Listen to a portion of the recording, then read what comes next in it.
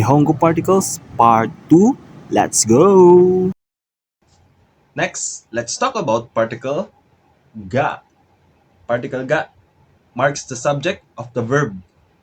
That is, it tells us who or what performs the action. Let's look at this example. Yuto ga sushi o tabemashita.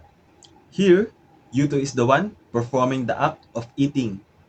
So he is marked by particle ga. If you are thinking, why not wa?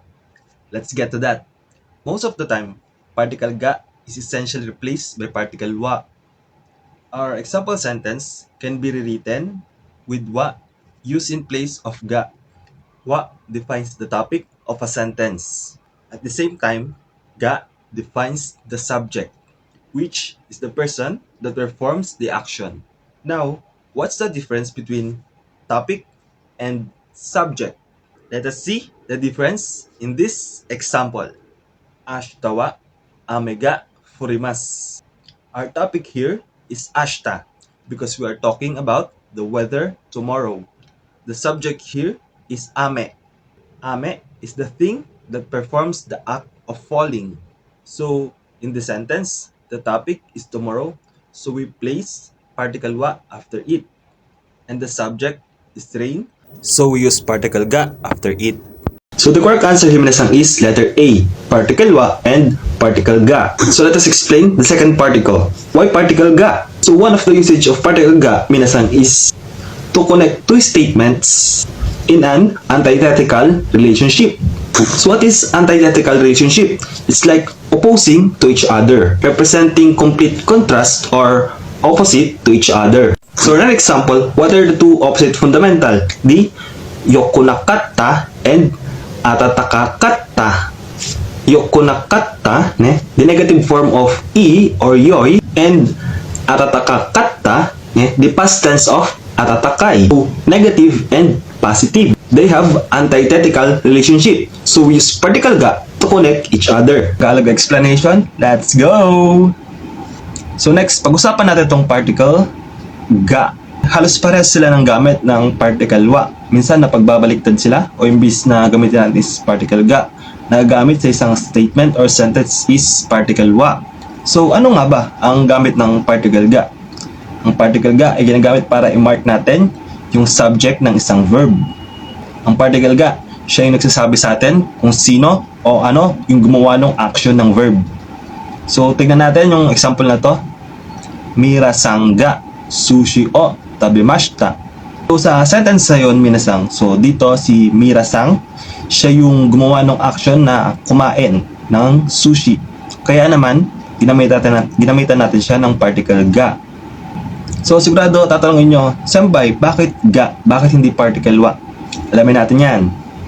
Katulad ng nabanggit ko kanina, so madalas na nagagamit ang particle wa instead of particle ga sa isang statement or sentence.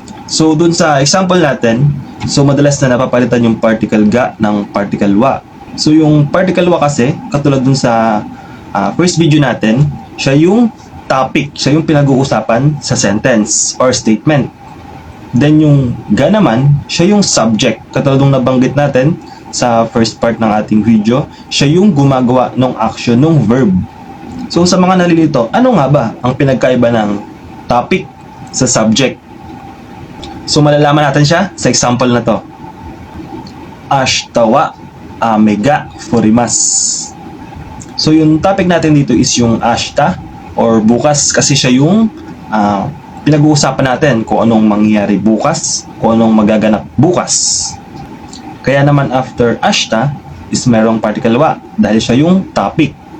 So ang subject naman natin dito is yung ame o yung ulan. Kaya after ame is merong particle ga.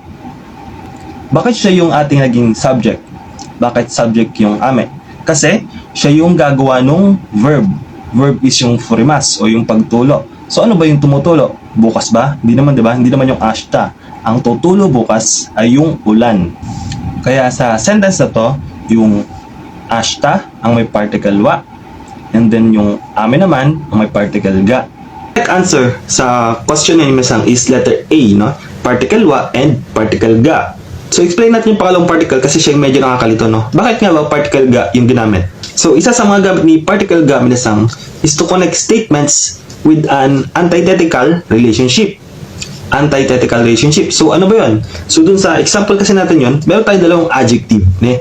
Isang negative and isang positive. So, ganun yung explanation ni antithetical relationship. So, yung negative natin dun is yung yoko nakata, ne? Yoko nakata. Siya yung negative past tense ni yoy or i. Samantalang si atatakata, ne? Past tense siya ni atatakay, pero positive siya. So, kapag pagkoconnectin natin yung dalawang adjectives, no, na may antithetical relationship, positive negative or negative positive, gagamit tayo ng particle ga. So, para sa intindihan, magbigay pa tayo sa example. Nihon no tabemono wa oishii desu ga takai desu. Follow for more!